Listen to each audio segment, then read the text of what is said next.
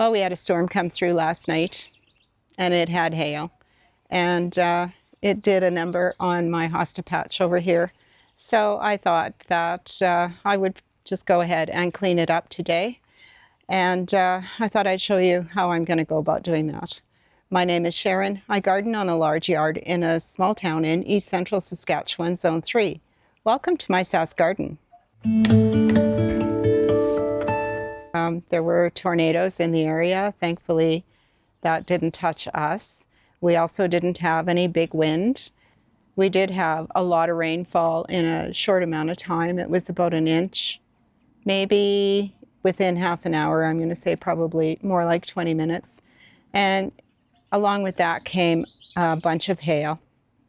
It wasn't big marble-size hail. It wasn't jagged. It was about pea size, but it was heavy, and it came down hard. And, you know, it could have been a lot worse. I'm thankful for that. Really, the only damage that has happened in the yard is the hosta that are, especially in this area, almost shredded.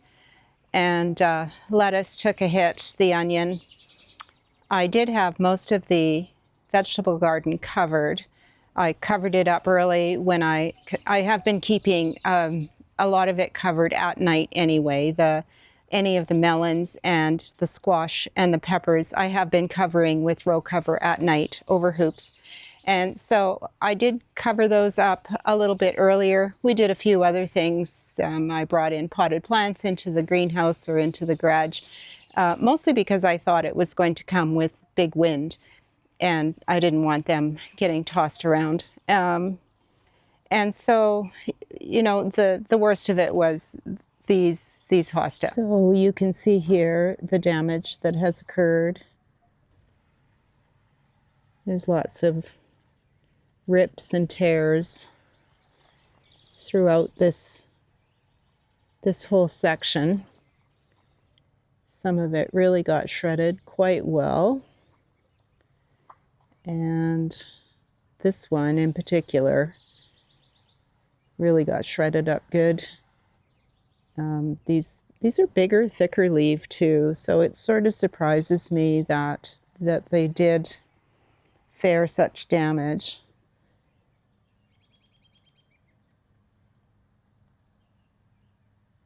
And these are a thinner leaf. These I think are guacamole, perhaps.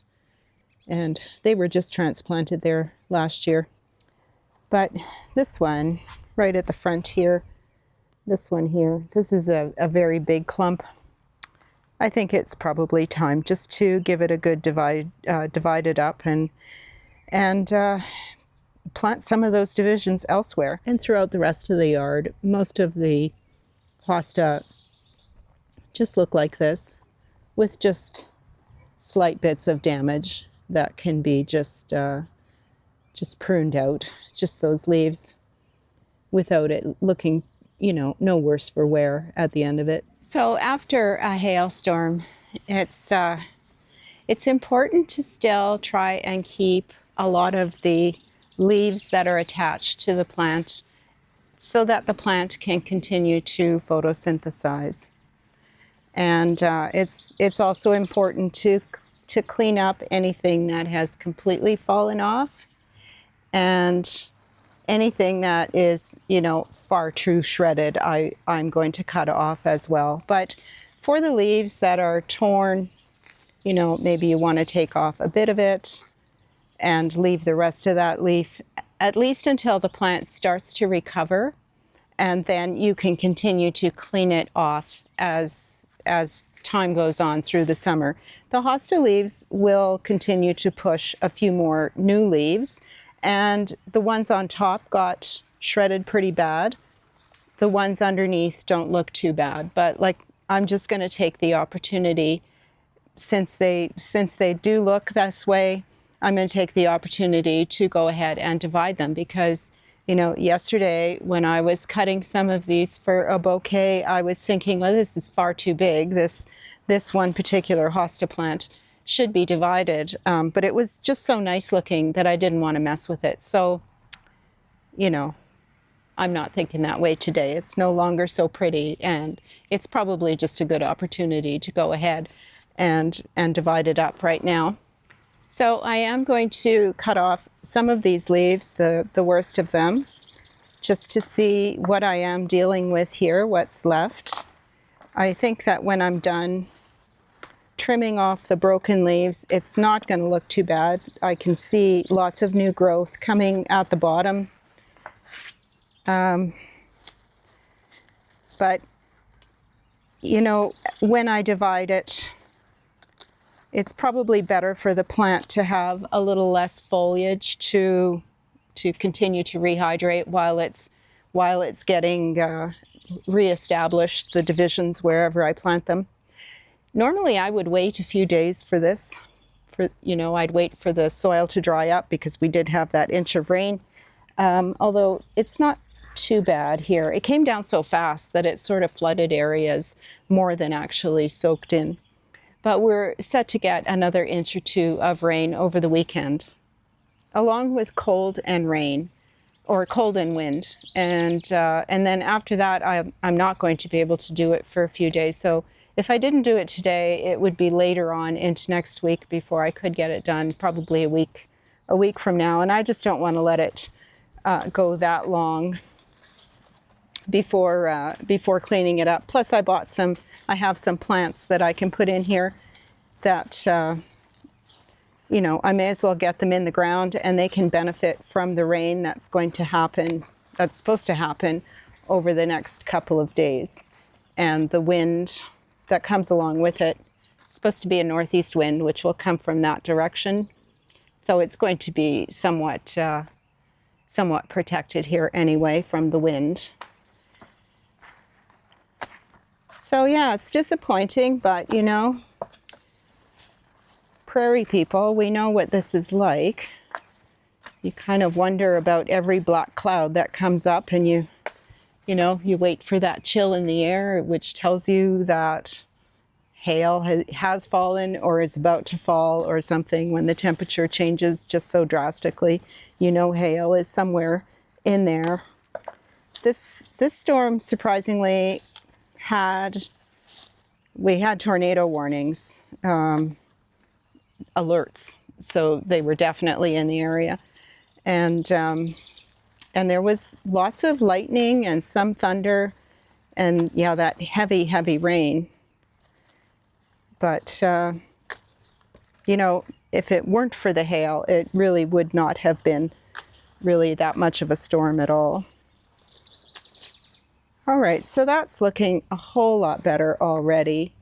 And really, if I didn't want to, I could probably just leave that because it is looking much better.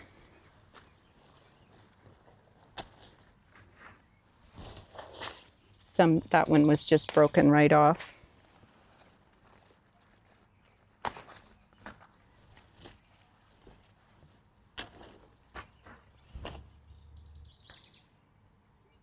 I guess there's the moral to this story is don't despair when you first look at it. If you have lots of growth on your plant, you can, trim off the most damaged leaves. If you don't have a lot of growth on your plant, like this one down here this is a division of this one, but even still, there's really just 2 leaves on this stem and a leaf and a half on this stem. I did cut off a leaf. That does need some leaves to continue to give energy to the plant and to photosynthesize. So if you don't need to cut it all off, it's probably best that you don't. That is the recommendation anyway, with hail damaged plants, to leave as much as you can. So I'm just going to go ahead and continue to trim off some of these. I'm not going to divide all of the hosta. These will not get divided, but I will trim off the worst. So I landed up with a whole bucket of hosta leaves. And I'm ready to divide this one. I kind of took a look at it, and I think what I'm going to do is I'm going to just put my shovel straight down into the kind of the center of it, and I'm going to take away one division And then I'm going to move over here and take away this small division as well, because this will come over and come too far onto the walkway. So if you can find kind of a natural place for where the hosta leaves are coming out, where they split, where, you know, in some places it's very, very thick and you would not be able to get a shovel in there. But there is like a natural kind of parting sometimes within a hosta that you can just go ahead and give it a whirl, dividing it that way. They're usually fairly easy to go that way as long as your soil is nice and moist, and it should slide in fairly easily. A sharp shovel certainly helps. So I'm just going to get my foot in there. I'm going to put it on the stepping part of the shovel, and I'm just going to give it a really sharp step, I guess, without trying to break any more leaves. We'll go with this one.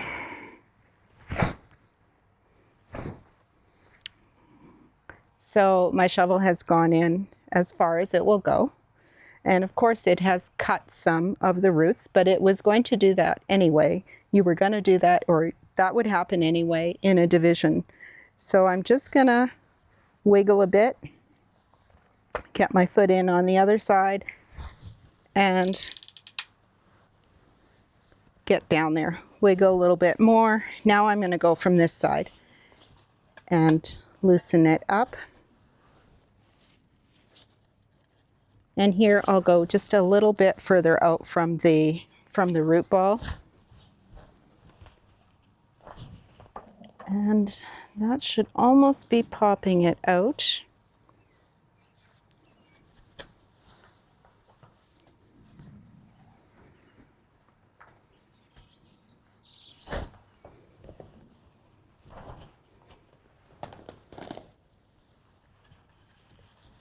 I often see questions on gardening sites, social media groups, about when is the best time to divide a hosta or move a hosta. And truly you could do it anytime.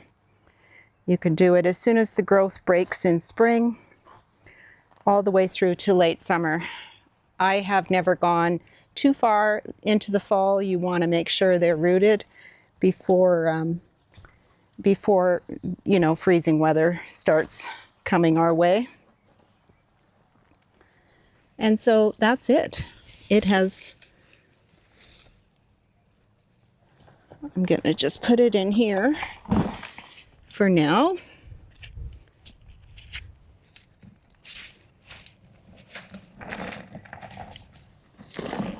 And there's one more division I can make here. I'm just going to bring the camera in closer so that you get a better look. So here is the division, and I cut it right along this side away from the main plant. And now I'm also going to divide these two and make that another division. This is sort of what I was talking about, where I said you could see almost a natural parting. Where I put my shovel was a little bit wider than that, but that's kind of an idea of how you can, what you need to look for. Like this part, for example, is all tight together, all of these stems.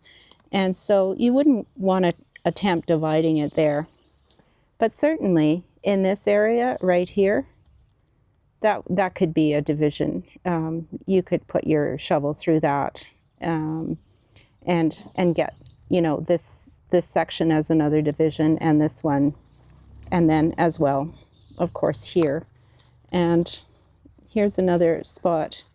See, it's just kind of got a space there.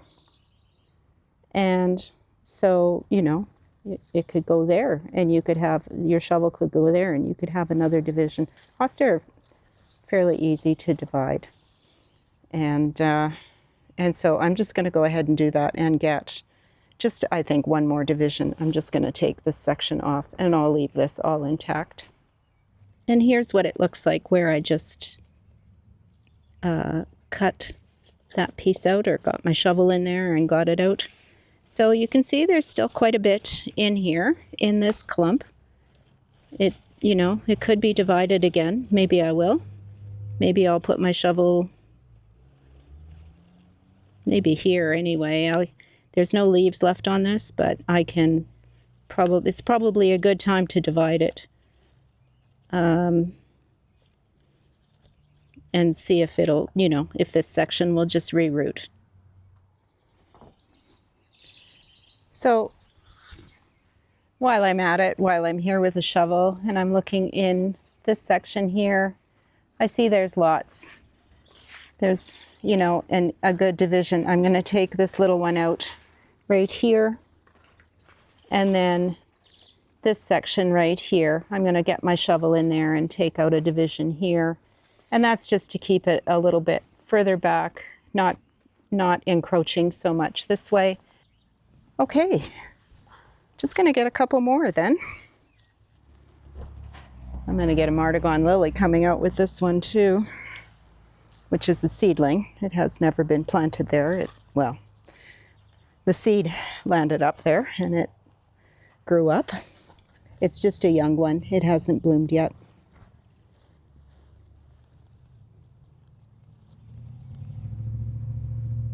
I don't know how old that would be. 3 years maybe. It may bloom next year.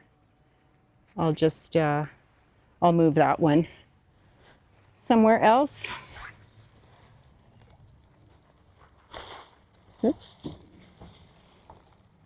So there's another fairly small division. Oh, there's another Martagon in there too.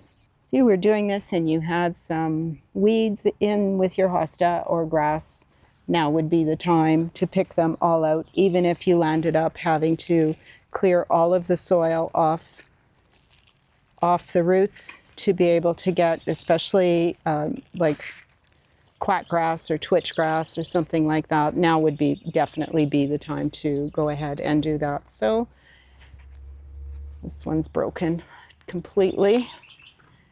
So there's another division for me to put somewhere else in the yard, not here. So now over here, this is where that original, where I took the shovel and pushed it into the soil. And then these are the roots that are, you know, still on the original plant. And what you want to do is make sure that they are in the soil when you backfill again. Now I took out a fairly good clump of dirt, and I don't have enough to put back in at the moment, but I'm going to add a few more plants into this area, annuals. They're begonias, and they're just some Rex begonias, just for a little bit of color, and because, you know, generally in this area, the begonias are, or the hosta are the show. They're not going to be that this year, at least not for a while. So I'm going to, I found some begonias this morning that were beautiful. And I think that I will just put them in here just for a little bit of something nicer to look at than torn hosta leaves. And what I'm going to do first before I get into planting those is there's wood mulch on here. And so I'm just going to push it all away and scoop it up and put it in a bucket until I'm done, and then I can remulch when I'm done. Okay, I got that mulch kind of moved away, and now I'm going to loosen the soil to get ready to plant the begonias. At the same time, I thought I may as well, I'm going to also be remulching in here because it's a little thin, so I'm going to use bagged mulch for that. And at the same time, before I do that, I have some steer manure, composted steer manure, and so I'm just going to spread it around and throughout a bit, you know, especially in this area where I've dug it up, but I'm just going to kind of overdress a little throughout to give everything a little bit of a boost, and this part will get dug in as I go.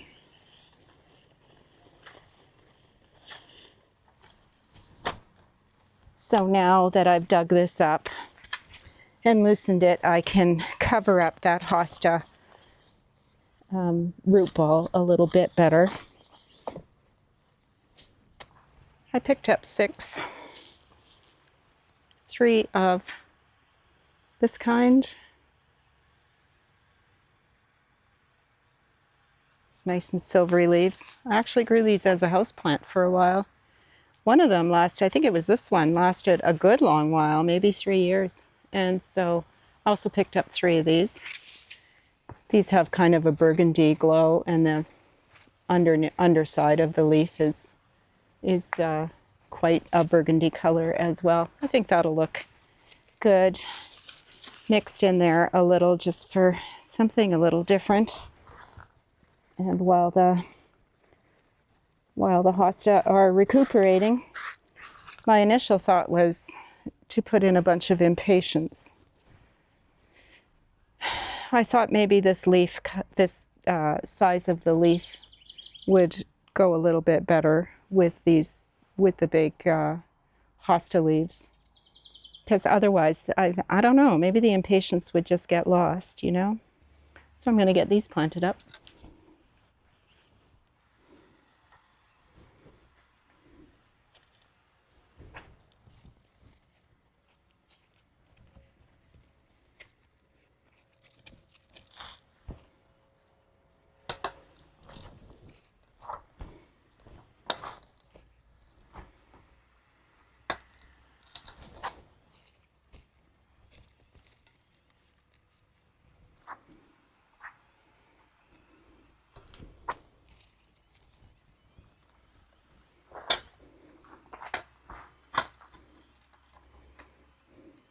Yeah, I kind of like this grouping instead of one by one like little soldiers. I sort of like this. I think I'll do that. This red begonia is called Shadow King Rose. It says hanging basket, border edging, or container. And it's supposed to grow 25 to 30 centimeters tall and 25 to 30 centimeters wide. The one I had in a pot truly never grew a whole lot bigger than this. But I never repotted it or anything either, so that's hard to say. So sometimes with these potted plants, I like to remove some of that soilless mix and mix it up. That just exposes the roots. That just exposes the roots a little more, so it can root into something other than the soilless mix and get the nutrition from something other, you know, from the soil surrounding it, instead of me having to fertilize it all the time. Once plants go in the soil, I don't fertilize a whole lot. You know, steer manure or something like that, but otherwise I can't say that I really fertilize a great deal the perennials. So if you do this, it's just very gently removing. You don't want to rip the roots or anything, just kind of getting rid of a little bit of that soilless mix, mixing it up with the regular soil, and then planting in there. And that should be just fine. I have a little frog that lives in this area as well. I've seen him a few times this year, and so maybe this will give him something new to hide under. He usually comes hopping out of this area somewhere. And this one is called Bewitched Red Black. And this one, it says it'll spread up to 40 centimeters and grow 35 centimeters high. But they are definitely a plant that will not survive winter in Saskatchewan, planted outside. If you wanted to continue to grow it as a house, or, you know, keep it, you'd have to dig it up and repot it and keep it in the house. They're easy to keep in the house. Begonias actually don't care to have, they're semi-succulent, eh? They have really succulent leaves or stems. And so they don't really care to be constantly saturated. And so they're fairly easy to keep in the house as a house plant, and they don't require a big light or lots of sunlight. they do okay in the house. If you were to leave all that soilless mix and just plant that just straight into the soil like that, you would have to make sure that this is always moist by watering that root ball, because the roots aren't far enough out or strong enough that it would get the moisture from the soil surrounding this root ball. And that's, one of the reasons, that's one of the main reasons why I take that soil off, is so that it can access the moisture and the nutrients in the soil instead of this soilless mix. That's done. All I need to do is remulch, and I may as well get to that now before the rain comes, I think. So I planted the biggest hosta division just back against the wall back there. It seemed like there was a little space.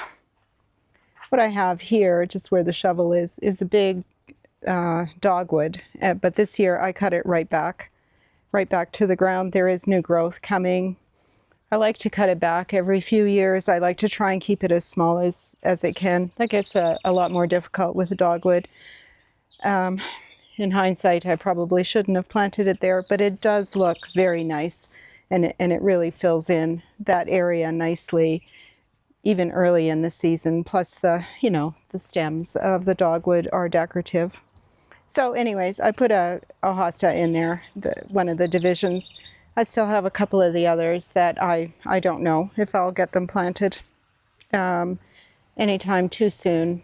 They can live in the bucket, actually, in a little bit of water, or perhaps I'll pot them up, just because I don't know where or when I'm going to use them up.